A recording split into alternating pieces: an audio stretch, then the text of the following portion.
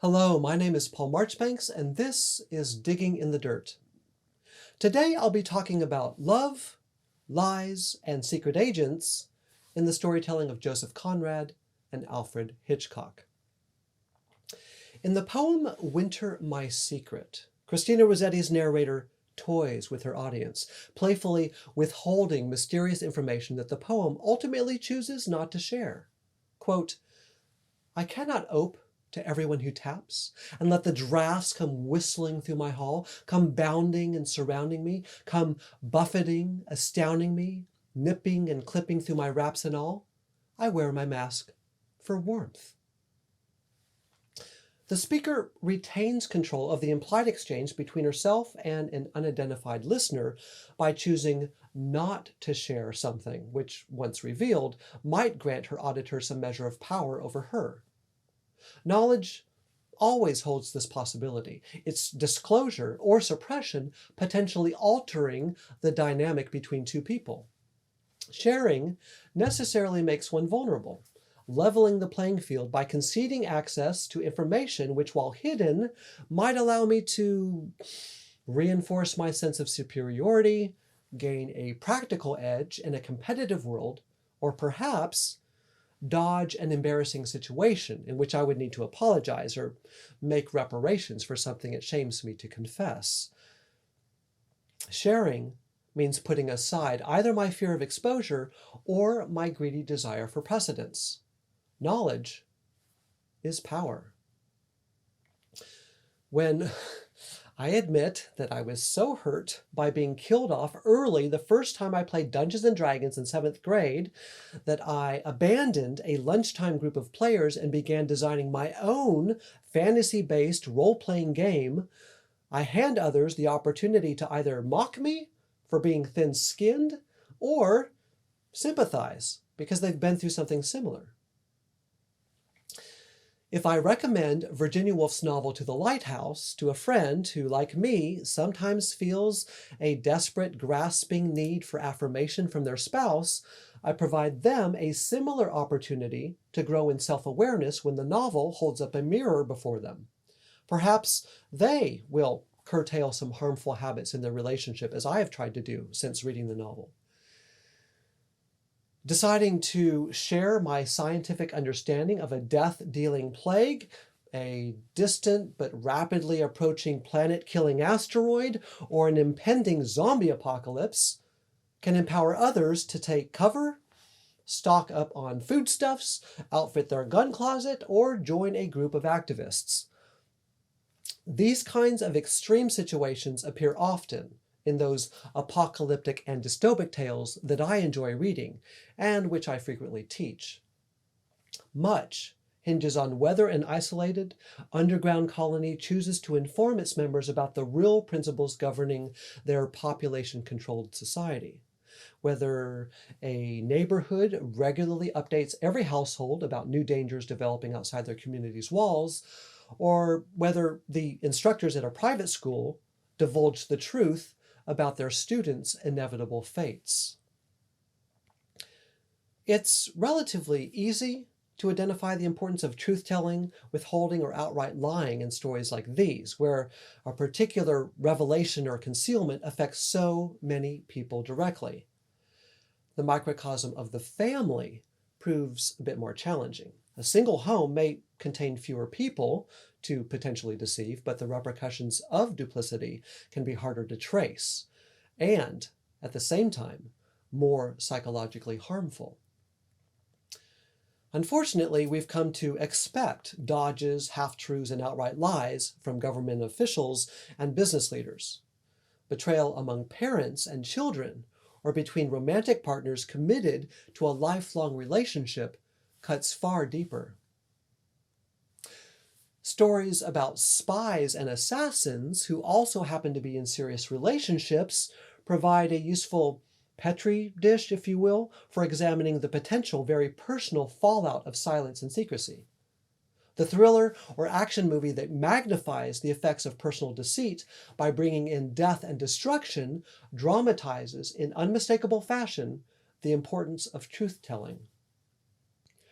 I'm not really a fan of spy movies where our hero involves him or herself in casual sexual relationships that go nowhere, though I can enjoy a good film in the genre that doesn't bother with romance at all. I prefer those that involve family and that explore the stresses involved in withholding information from one's partner. That's why my favorite Mission Impossible film is the third entry. My favorite Bond film is Casino Royale, the Daniel Craig star, not the comic spoof from 1967, and why I actually liked Salt, though virtually no one else did. I'm also thoroughly enjoying Mr. and Mrs. Smith with Maya Erskine and Donald Glover on Amazon Prime. My favorite book about spies is Joseph Conrad's The Secret Agent, published in 1907. Conrad's seventh novel turns from the global travel and intercultural tensions characterizing his earlier fiction and instead frames the stress of hiding one's undercover work from a wife, who's also one's business partner, as well as from the group of anarchists and socialist revolutionaries one has stealthily infiltrated. Adolf Verloc, also known as Agent Delta, is a comically, tragically obtuse individual convinced that his wife married him because she loves him. He thinks himself of far greater value to his household and to the unidentified Slavic embassy that has hired him as a secret agent than he actually is. In the novel, the narrator makes it clear that his wife's desire to secure a financially stable home for her neurodiverse brother pulls Winnie away from romance with a nice boy her own age and into tight orbit around the older Adolf Verloc. The fact that Verloc's livelihood appears to rest on a storefront specializing in radical propaganda and pornographic photos purchased furtively by shady customers is not enough to turn her away from the promise of security that he offers. The novel underscores the impact of withholding truth from a loved one by painting a portrait of a couple that rarely interacts, and only poorly when they do manage to exchange words. Two of the more painful moments in the novel involve Winnie's and Verloc's preparing for bed at night. In the first such scene, a stressed Verloc tells Winnie he doesn't feel well, and she offers the usual remedies in a perfunctory way before changing the topic to explain how distressed her cognitively disabled brother became earlier that evening when overhearing the violently grotesque, metaphorical language of Verloc's anarchist acquaintances.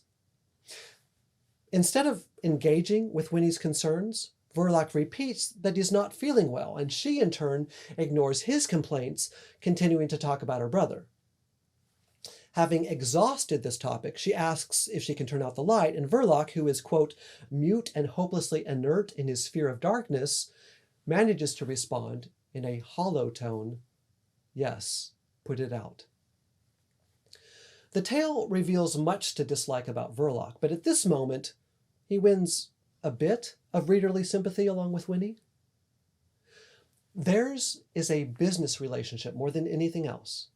A second bedroom scene, halfway through the novel, ends in the same way, with an even more troubled Verloc snapping at his wife to put out the light when she asks, plunging him once again into a darkness that deepens his growing sense of isolation. Winnie lives in such a darkness intentionally, comfortable with a lack of marital intimacy as long as she has her brother to care for. Her guiding principle concerning her husband is that, quote, things don't bear looking into very much. She wears an unfathomable reserve like a shield throughout the story, one that effectively prevents the reader from knowing much of what's going on in her mind, not to mention her husband, until, that is, all this mutual withholding finally culminates in tragedy. The narrative structure of Conrad's novel underscores the idea that secrecy is bad by deceiving the reader as to the order in which certain actions take place. At one point, the plot darts backwards without even signaling that a time jump has just taken place. This creates uncertainty within readers determined to figure out what's going on, a tension no cinematic adaptation has yet succeeded in replicating. In fact, film versions of the story tend to streamline the plot and add a relational closeness not present in the novel. Surprisingly, it's the oldest adaptation, the one directed by Hitchcock, that best captures the dire consequences of secrecy on this particular marriage. The more recent 2016 TV miniseries, directed by Charles McDougall, eliminates any and all mystery in Conrad's original plot by inserting extra scenes to emphasize the sexual tension between Winnie and one of the anarchists. This is very understated in the novel. By transforming Chief Inspector Heat from a secretive coward into a plain-speaking, rather heroic member of law enforcement, and by explaining far too much about the personal agendas of secondary characters like Michaelis and the Professor. In this version, Winnie and Verloc appear happily married. When Verloc's stressed, Winnie rubs his temples or cuddles up close in bed, her affection appearing rather genuine and easy. Winnie's awareness that her husband has a secret life does not undermine either their physical or emotional intimacy, not until things hit the fan towards the end. The 1996 feature film adaptation, written and directed by Christopher Hampton, avoids challenging the viewer with shifts in time by placing an event which surprises the reader halfway through the novel at the very opening of the film, thereby avoiding any confusion and, in so doing, eliminating a valuable opportunity for the viewer to wrestle with the consequences of deception. Matters play out in straightforward, linear fashion, and once again, an adaptation adds supplemental scenes and dialogue to answer a few questions about character and motivation, questions that Conrad designed the novel to pose without immediately answering. This version also gives the couple's bedroom chats and tete-a-tetes over the breakfast table a serenity nowhere present in the novel. The suggestion in both the miniseries and the film is that one can withhold truth from one's spouse for years without actually causing waves in the relationship. Unfortunately, this often appears to be true in the real world. Some of us deserve the kind of acting awards reserved for Oscar season. Whether we deserve the unwavering trust of the partner we're successfully deceiving is another matter entirely. Now, there's a few ways that a storyteller can draw attention to the damage done by lies in marriage. A tale can emphasize the sudden disruption caused by someone learning a hard truth long hidden, a revelation all the more painful because it totally rewrites what someone thought was the story of their life together. This is the course taken by the two adaptations I just mentioned. Alternatively, the storyteller can show small but significant ways in which deception more gradually erodes closeness well before matters explode into the open. This is what Alfred Hitchcock does with Sabotage, the very first adaptation of Conrad's novel to hit the silver screen, way back in 1936.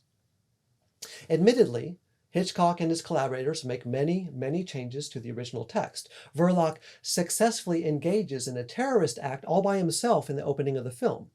The script creates a detective out of thin air who falls in love with Winnie, and Stevie's cognitive disability provides comic relief instead of a commentary on the anarchist's violent language and intentions. The film does, however, do a far better job capturing the cold formality of the couple's interactions than do the subsequent adaptations. Though Mr. and Mrs. Verloc communicate in a civil enough fashion in Hitchcock's version, their exchanges lack that easygoing trust which brings healthy couples into close proximity. For most of the film, they speak to one another in measured tones, neither raising or lowering their voices, and they alter their facial expressions even less. They're capable of expressing strong emotion, but reserve their passion for encounters with others. An invisible barrier appears to separate the two characters as they move about one another in the kitchen, living room, dining room, and bedroom. They never touch, even when engaged in private conversations far from prying eyes and ears. This decision, on the part of filmmakers and actors, inscribes in indelibly visual terms the disruption inevitably created by lies and deceit. By the time one of them does actually touch the other, it's far too late for either to build anything atop the brief physical connection. You'll know what I mean when you watch the film for yourself. What do you think? Is it possible to accumulate more and more secrets without harming a romantic relationship? Or is serious damage inevitable? If you were a storyteller determined to spotlight the negative effects of deception on relational intimacy, what would you decide are the best ways to dramatize those repercussions? And if you have a chance to read the novel and watch the film, I highly recommend both. What other elements of Hitchcock's adaptation do you approve? And do you think that any of his alterations betray Conrad's original vision?